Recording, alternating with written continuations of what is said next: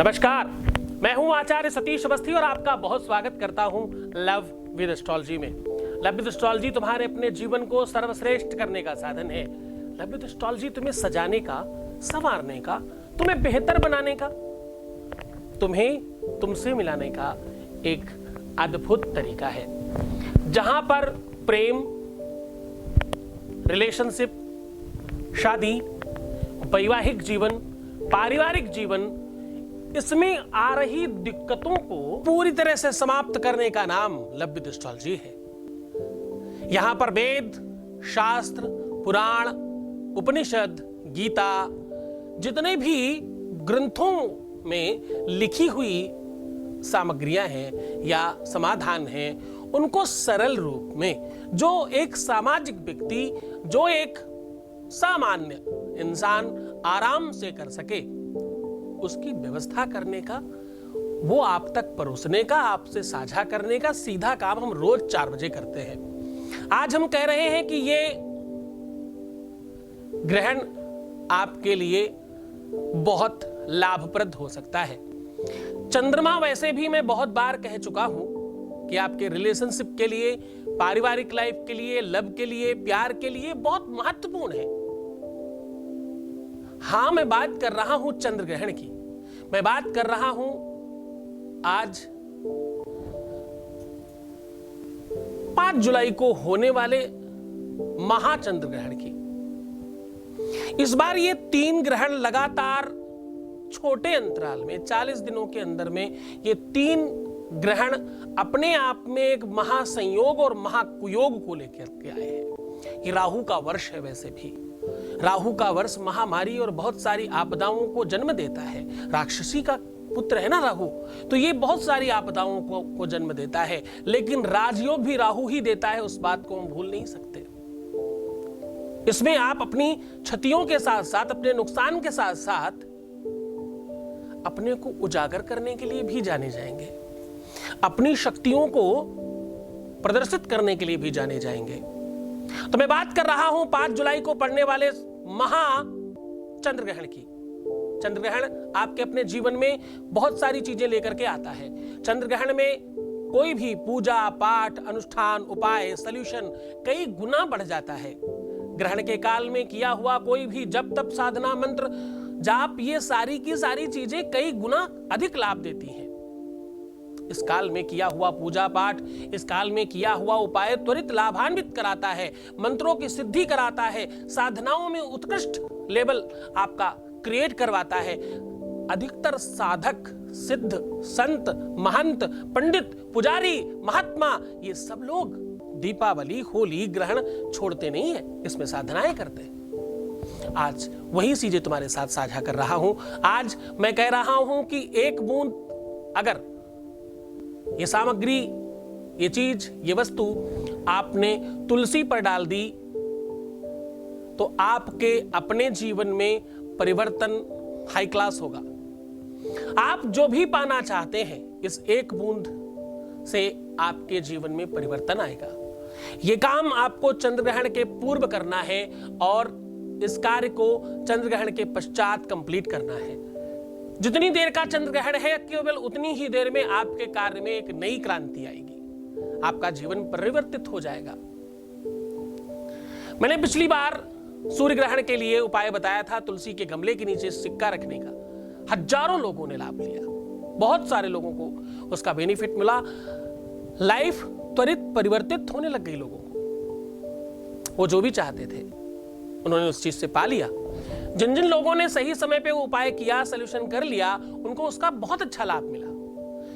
98% लोगों को उसमें बेनिफिट मिला। जो 1-2% लोगों को नहीं मिला, उसके पीछे उनकी अपनी हो सकता है कोई कमी रह गई होगी। सही तरीके से अगर किया होता तो उनको भी बेनिफिट मिलता। इस बार फिर से मैया तुलसी की कृपा से आपके जीवन में ये ग्रहण पूरी तरह से लाभान्वित पहुंचाएगा, पूरी तरह से आपको लाभान्वित करेगा। आप देखो, समझने की कोशिश करो, तुम्हें दिख रहा होगा। वैसे तो मैंने मना कर रखा है कि तुम किसी और को सुनना मत, तुम भ्रमित मत होना। तुम्हें अच्छी चीजें सुननी है, बुरी चीजें नहीं सुननी। नेगेटिविटी की आवश्यकता नहीं है। नकारात्मकता को नष्ट करना ही आपकी जीत है। और नेगेटिव चीजें अगर देख रहे हो तुम, तो तो भी दिक्कत है। तो तुम देख रहे हो 2 राशियों के लिए ऐसा, 4 राशियों के लिए ऐसा, फलाने के लिए ऐसा, ये बिल्कुल भी मत देखना, ये जरूरत नहीं है तुम्हारे लिए। तुम्हारे लिए आवश्यक है कि तुम बुरी चीज से भी अच्छी चीज निकाल के ले आओ। तुम वो लोग हो जो कीचड़ से कमल लेकर के आएंगे, कीचड़ से कीचड़ नहीं। क्योंकि होत भले के सुत बुरे, बुरे भले से होत, दीपक से काजल परत, कमल कीच महाहोत। कीचड़ का कमल लेकर के आना है तुमको, ना कि कीचड़ जाना है। बुरे समय में भी क्या अच्छा किया जा सकता, उस पर ध्यान दो ना। तुम क्यों परेशान होते हो? मैं हूं तुम्हारे साथ। और महत्वपूर्ण बात, इस बार का ये चंद्र ग्रहण और भी इसलिए लाभ पहुंचाने वाला है क्योंकि भाई गुरु पूर्णिमा भी तो है। जिसके ऊपर गुरु की कृपा है ना, उसको सिर्फ लाभ मिलेगा, नुकसान की जगह नहीं है। गुरु तो कृपालु है, गुरु तो दयावान है, गुरु तो शिक्षा और दया दिखाने के लिए है। करुणामयी जैसे मां होती है वैसे ही गुरु होता है। करही सदा तिन कर रखवारी। कैसे रखवाली करेंगे? कि जिमि बालक राखे महतारी, करही सदा तिन कर रखवारी। बिल्कुल उस तरह से जैसे माँ अपने बच्चे, अपने शिशु, अपने बालक, अपने बाल गोपाल की रक्षा करती है, वैसे ही गुरु अपने शिष्य की रक्षा करता है। हाँ, तो गुरु पूर्णिमा के दिन ये पढ़ना और भी ज्यादा महासंयोग का कारक बन रहा है। बुरी चीजें मत देखना, खराब चीजों को की तरफ भागना मत, तुम सुनना ही मत।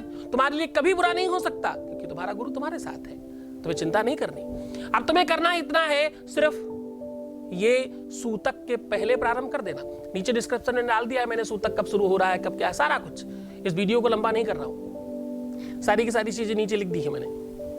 अब करना इतना है तुम्हें, सूतक के पहले एक छोटी सी सुपारी लेनी है आपको।